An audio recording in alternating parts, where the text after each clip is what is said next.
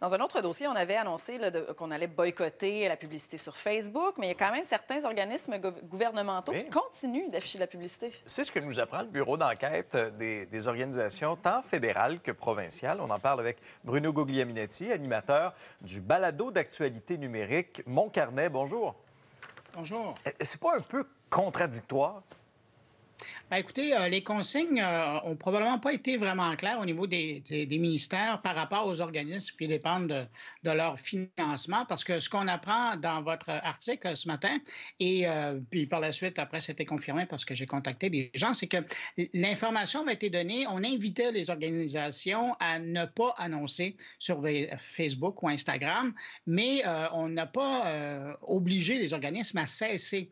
Et elle est là, la nuance, parce qu'il faut savoir qu'au Québec, pour les Québécois qui utilisent les réseaux sociaux, on parle de 80 de la population, c'est 88 qui utilisent Facebook. Alors, vous imaginez bien que comme la majorité, la grande majorité des Québécois est sur Facebook, bien, c'est là où les organisations veulent aller les rejoindre.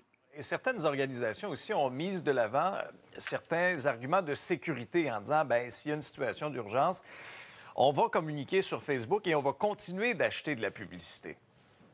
Oui, ben, c'est une habitude qui a été prise depuis quelques années maintenant, où maintenant, lorsqu'il y a des avertissements de sécurité de la part de différents paliers de gouvernement, on envoie systématiquement l'information sur les réseaux sociaux, que ce soit Facebook, parce que la majorité de la population est là, ou sinon aussi sur Twitter. Et donc, ben, les organisations, par habitude et aussi de la part de la population, ben, les organisations vont aller publier l'information là et le public se retourne vers là pour avoir l'information de première main, puis par la suite se tourne vers les chaînes d'information continue pour avoir le détail et voir dans les faits qu'est-ce qui se passe. Alors, dans certains cas, on comprend cette justification-là, mais pour ce qui est de ces 6 organisations qui relèvent notamment directement du ministère du Patrimoine, qui mènent ce combat-là, ce bras de fer-là contre les géants du Web, c'est pas un peu plus difficile à justifier, ça?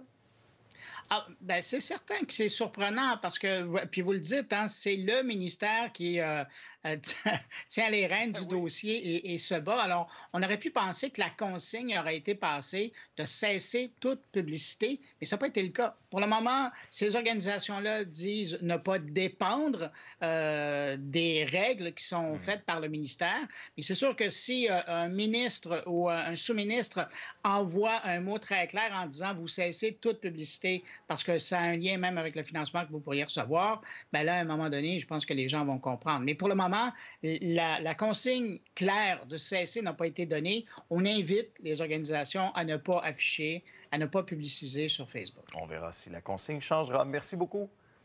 Au revoir.